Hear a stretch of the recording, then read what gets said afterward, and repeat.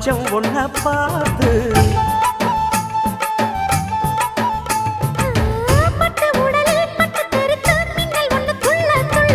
வெக்கம் துடிக்க விளக்கணைக்க ஜன்னல் கண்ணை மூடிக்கொள்ள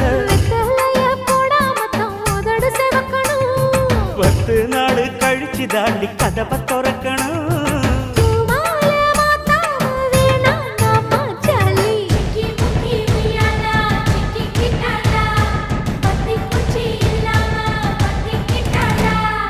மச்சாங்கிட்ட முந்தானைய தந்து வப்பாளா